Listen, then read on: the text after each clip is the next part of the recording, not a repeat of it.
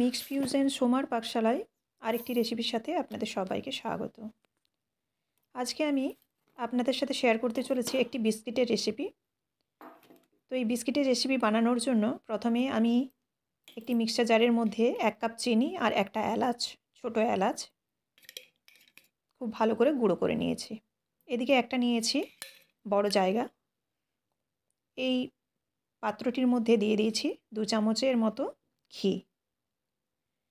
ঘিয়ের পরিমাণটা এখানে কিন্তু অনেকটাই বাড়ানো যায়, কিন্তু আমি এখানে 2 চামচই ব্যবহার করেছি। আর যে চিনিটা আমি গুঁড়ো করেছিলাম, এলাচ এবং চিনি, সেটা কিন্তু একটা ছাঁকনি দিয়ে আমি ভালোভাবে চেলে নিচ্ছি। এলাচের ফ্লেভার যদি পছন্দ না করেন তাহলে কিন্তু এলাচটা স্কিপ করে যাবেন। এবার চিনি আর ঘিটাকে খুব ভালোভাবে মিশিয়ে নেব। এই বিস্কিটটি শুধু ঘিয়েরও আপনারা করতে পারেন। আমি এখানে ঘি এবং সাদা তেল দুটির মিশ্রণে করব, কারণ এখানে শুধু সাদা তেল দিলে কিন্তু খুব একটা ভালো ফ্লেভার আসবে না, সেজন্য ঘিটা আমি মিশিয়েছি। তবে আপনারা চাইলে পুরোটা ঘিয়েরও বানাতে পারেন। সাদা তেল 1/2 কাপের মতো দিলাম, দিয়ে চিনির সাথে ভালোভাবে এখন মিশিয়ে নেব। খুব ভালোভাবে এটাকে ফেটিয়ে একেবারে স্মুথ বানিয়ে নেব। এইভাবে বেশ কিছুক্ষণ ধরে এরকম স্মুথ করে একটা ব্যাটার রেডি করে নিলাম। এবার এর মধ্যে দেব একে একে বাকি উপকরণগুলো। একটা ছাঁকনির মধ্যে নিয়ে নিচ্ছি আমি 1 কাপ ময়দা, 1/2 কাপের মতো সুজি, আর দিচ্ছি 1/3 বেসন, আর দেব বেকিং পাউডার ছোটো চামচের 1 চামচ, আর বেকিং সোডা দিলাম 1/4 বেকিং পাউডারের, আর দিলাম 1/2 কাপ গুঁড়ো দুধ। দিয়ে ভালোভাবে এটাকেও কিন্তু চেলে নেব। চেলে নিয়েছি। এবারে দিয়ে দিচ্ছি খুব সামান্য লবণ। লবণটা দিলাম 1 চিমটির মতো। দিয়ে এটাকে কিন্তু এবার আমি হাতে করে মাখবো। এর মধ্যে কিন্তু কোনো জল বা কোনো দুধ, কোনো লিকুইড জিনিস এর মধ্যে আর দেব না। এটা কিন্তু পুরো ঘি এবং তেলের মধ্যেই মাখা হবে। এখানে যদি আপনাদের এই ডোটা মনে হয় যে একটু শুকনো লাগছে, তো সেখানে আপনারা সাদা তেল বা কিংবা আরও ঘি ব্যবহার করতে পারেন। আমি এইভাবে ভালোভাবে ডোটাকে রেডি করে নিচ্ছি। ভালোভাবে মাখিয়ে এরকম একটা ডোয়ের আকার এসে গেছে। এবার এই ডোটা দিয়ে আমি বিস্কুটের আকারে শেপ দেব।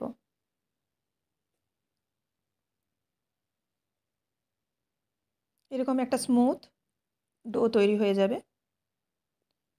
এদিকে আমি একটা পুরনো কড়াইয়ের মধ্যে নিয়ে নিয়েছি লবণ, আর তার উপরে একটা স্ট্যান্ড বসিয়ে এটাকে প্রিহিট করতে দিয়েছি। লবণের পরিবর্তে আপনারা এখানে বালি ব্যবহার করতে পারেন, কিংবা কোনো কিছু না ব্যবহার করলেও চলবে। শুধুমাত্র কড়াইয়ের মধ্যে একটা স্ট্যান্ড বসিয়ে প্রিহিট করে নেবেন 5 মিনিট। আমি এখানে বিস্কুটগুলো দুভাবে বানাবো, একটা গ্যাস ওভেনে বানাবো, আরেকটা বানাবো এয়ার ফ্রায়ারে। তো এর জন্য আমি অ্যালুমিনিয়াম ফয়েল সমানভাবে একটু কেটে নিয়েছি, দিয়ে ভালোভাবে থালার উপরে একটা স্টিলের থালার মধ্যে বসিয়ে দিলাম, যেটা গ্যাস ওভেনে হবে। আর এইভাবে আমি গোল গোল শেপে সুন্দরভাবে বানিয়ে নিলাম। সবকটাই এভাবে বানিয়ে নিয়েছি। এবার এর মধ্যে একটু দেখতে ভালো লাগার জন্য দিয়ে দেবো পেস্তা, আর দিয়ে দিচ্ছি আমন্ডের ছোটো টুকরো। সবগুলোই দিয়ে দিলাম। আর এদিকে এয়ার ফ্রায়ারটাও আমি সবকটা রেডি করে নিয়েছি। একদম সবকটা রেডি হয়ে গেছে। এবার এদিকে যে প্রিহিট করতে দিয়েছিলাম লবণটা, তার উপরে এই থালাটা দিয়ে দেব, দিয়ে বসিয়ে দিলাম। আর এই ফুটোটার মধ্যে একটা আমি কাগজ দিয়ে দিচ্ছি। এটা মোটামুটি 15 থেকে 20 মিনিটের মতো হলে বেকিং হয়ে যাবে।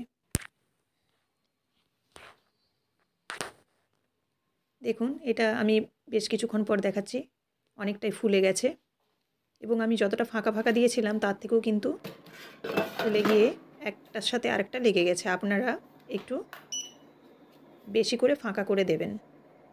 এদিকে এয়ার ফ্রায়ারের যেটা সেটাও আমি কিন্তু এখানে দিয়ে দিলাম, দিয়ে 160 ডিগ্রি সেন্টিগ্রেডে 8 মিনিটের মতো এখানে দেব। এটা বেকিং করার পর দেখুন এটা মোটামুটি 20 মিনিট পর এসেছি, উপরটা হালকা একটা ব্রাউন ভাব এসে গেছে আর এদিকে এয়ার ফ্রায়ারটাও কিন্তু রেডি হয়ে গেছে। দুটোই খুব সুন্দরভাবে রেডি হয়ে গেছে।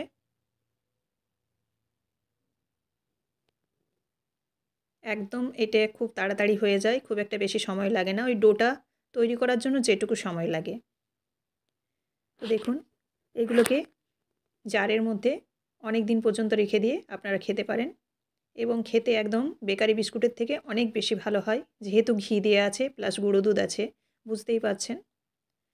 যেগুলো আমি ওভেনে করেছিলাম গ্যাস ওভেনে সেগুলো কিন্তু তলাটা একটু লালচে হয়েছে বেশি, আর যেগুলো এয়ার ফ্রায়ার করছি সেটা কিন্তু দুদিকটাই সমান হয়েছে। এবারে দেখুন একটু ভেঙে দেখাচ্ছি আপনাদের কতটা সুন্দর হয়েছে। তো আপনারাও এভাবে অবশ্যই বানিয়ে ফেলুন, আর যদি এই রেসিপিটি আপনাদের ভালো লেগে থাকে অবশ্যই লাইক, কমেন্ট এবং শেয়ার করবেন। আর যারা আমার চ্যানেলটিকে এখনও সাবস্ক্রাইব করেননি তাদের কাছে অনুরোধ রইল চ্যানেলটিকে সাবস্ক্রাইব করে আমার পাশে থাকবেন।